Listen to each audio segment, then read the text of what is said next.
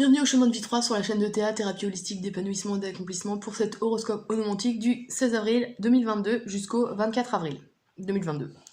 Voilà, alors, comme d'habitude, influence générale, domaine des sentiments ressentis, de la pensée professionnelle et ou matérielle, et enfin, domaine spirituel, volonté, force d'action. Voilà, alors, durant cette semaine, donc du 16 avril au 24 avril, vous êtes régi par Saturne. Saturne, planète de résilience, d'effort, de maturité, de développement, de croissance, de projets à long terme. C'est vraiment la planète qui nous permet de grandir et de voir les choses, alors j'allais dire comme des adultes, mais plutôt comme pas, ouais. C'est vraiment une planète qui nous parle de maturité et de construction solide, d'accord? Donc là, vraiment, on a cette notion de construction qui normalement est censée tenir sur le long terme, sur plusieurs années. Donc voilà. Énergie plutôt lourde, mais qui normalement nous aide à nous poser et à réfléchir. Du comment on fait, pourquoi et où on va. Voilà. Voilà, donc influence générale, durant cette semaine, vous allez le valet de bâton. Alors ici, on a une énergie martienne, avec Saturne, on parle de travail acharné, de repli sur soi aussi, donc attention à cette intériorité qui peut nous rendre parfois agressifs, voire... là, on parle attention à l'agressivité et à l'arrogance, d'accord? Donc il y aura peut-être des conflits, parce qu'ici on a le 2 d'épée, qui nous dit de faire preuve de diplomatie, de compréhension et de prudence, d'accord? Donc c'est pour ça que je vous dis ça maintenant. Et avec le valet de bâton, on a cette notion de mise au service de quelque chose, d'accord? Le valet, c'est vraiment le personnage qui se met au service de son chevalier, ou de son roi. Et là, avec le bâton, j'ai l'impression on se met au service d'une impulsion, d'une énergie créatrice, d'accord? Donc il y a peut-être quelque chose qui est en train de se former, mais on n'en est qu'au stade primaire, vraiment au début. D'autant plus avec Mars et Saturne qui nous fait vraiment travailler dur pour cette idée, en fait, cette énergie, cette impulsion, cet élan, d'accord? Voilà. Mais contrairement au roi qui va mettre en application cette énergie, vous mettez au service de cette énergie, donc vous êtes plutôt dans le suivi, d'accord? Vous êtes un suiveur de cette énergie, d'accord? Durant cette semaine. Donc restez, même si Mars vous pousse à l'action, utilisez l'énergie de Saturne pour vraiment vous poser et voir où elle peut vous mener, cette énergie, d'accord? Cette créativité ou ce nouveau projet, enfin voilà. L'élan qui vous porte durant cette semaine. Alors, dans le domaine des ressentis et sentiments, on a le 10 de coupe. Alors ici, on a, premier niveau lecture, avec les 10 de coupe, on a une notion de... alors attendez, excusez-moi.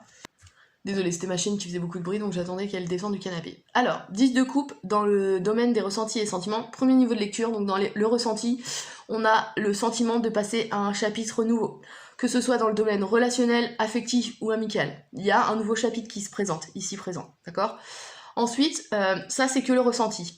Dans le domaine des sentiments, on passe à quelque chose de nouveau, mais avec une puissance supérieure, parce que le 10, c'est l'octave au-dessus du 1. Donc, il y a des sentiments qui ressortent, d'accord? On est même à la limite, durant cette semaine, dans la perfection des sentiments.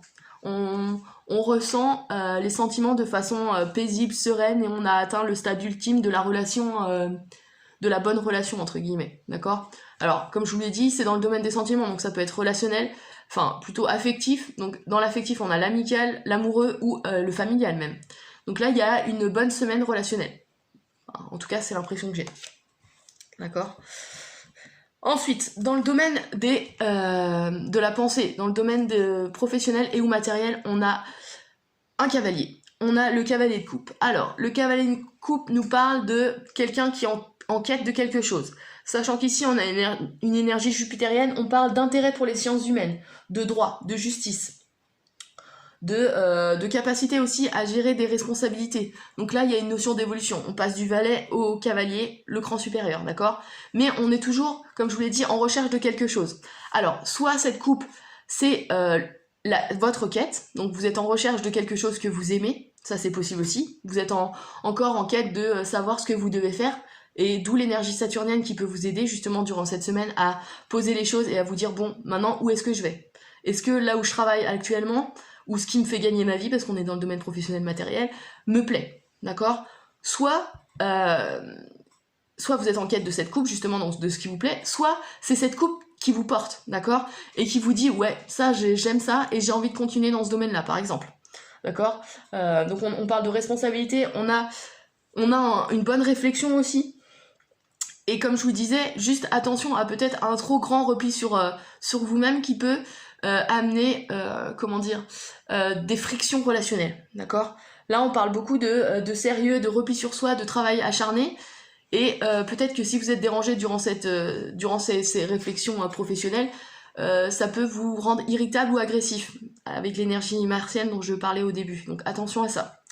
Voilà. Mais il y a une notion de recherche et de réflexion. Donc ça, c'est plutôt bien, parce qu'avec la coupe, c'est vraiment quelque chose qui vous plaît et qui vous porte, comme je vous disais. Et alors, vous avez en plus le valet de bâton qui nous parle d'un élan créateur, donc c'est tout bénéfique pour vous.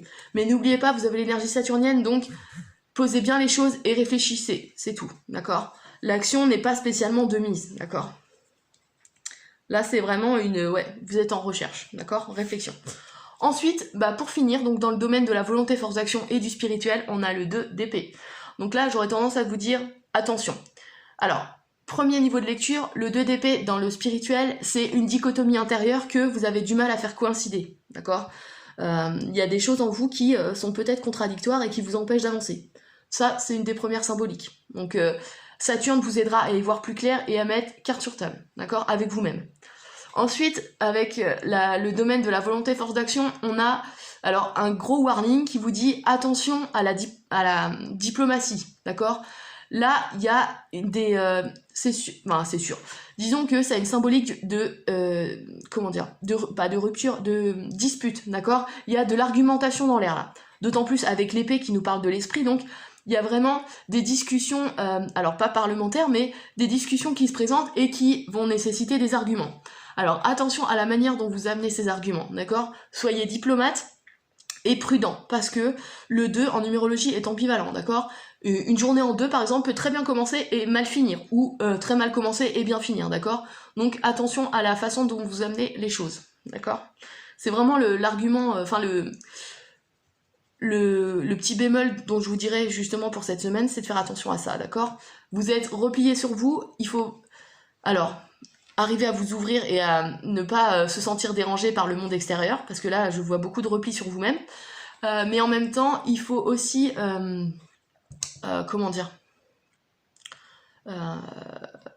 oui, c'est ça, ne pas... Alors, même si les gens vous dérangent du monde extérieur, entre guillemets, il faut savoir être prudent et diplomate, c'est ce que je voulais dire. Et il y avait une autre symbolique, mais elle m'est sortie de l'esprit. Alors, attendez, je réfléchis. Le 2 d'épée...